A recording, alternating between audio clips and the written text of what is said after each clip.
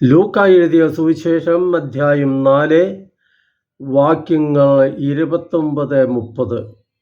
അവിടെ നാം ഇങ്ങനെ വായിക്കുന്നു: അവർ അവനെ പട്ടണത്തിൽ നിന്ന് പുറത്താക്കുകയും തങ്ങളുടെ പട്ടണം സ്ഥിതി ചെയ്തിരുന്ന മലയുടെ ശൃംഗത്തിൽ നിന്ന് താഴേക്ക് തള്ളിയിടുവാനായി കൊണ്ടുപോവുകയും ചെയ്തു.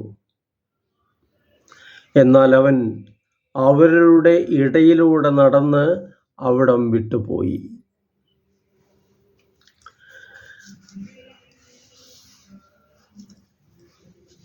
നസ്രത്തിലെ സിനഗോഗിൽ വെച്ച് നടന്ന സംഭവം താൻ വളർന്ന ആ സ്ഥലത്ത് ജനങ്ങളോട് അവിടുന്ന് പറയുന്നു, യേശയ്യാ പ്രവാചകന്റെ പ്രവചനം ഇന്ന് പൂർത്തിയായിരിക്കുന്നു.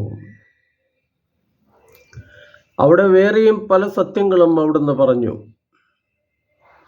അവിടുത്തെ പ്രവചന വരവും അവിടുത്തെ പ്രസംഗ പാഠവും ഒക്കെ കേട്ട് അവർക്ക് വലിയ സന്തോഷം തോന്നി. പക്ഷേ അവരുടെ മാനസാന്തരത്തെ കുറിച്ച് പറഞ്ഞപ്പോൾ, സത്യം സ്വീകരിക്കാനുള്ള അവരുടെ വിമുഖതയെ സൂചിപ്പിച്ചപ്പോൾ അവർ ക്രുദ്ധരായി. അവർ യേശുവിനെ കൊല്ലുന്നതിനാണ് തീരുമാനിച്ചത്. പക്ഷേ തൻ്റെ സമയമായിട്ടില്ലാത്തതുകൊണ്ട് യേശു അവരുടെ ഇടയിലൂടെ തന്നെ കടന്നു പോയി. അവർക്കൊന്നും ചെയ്യാൻ സാധിച്ചില്ല.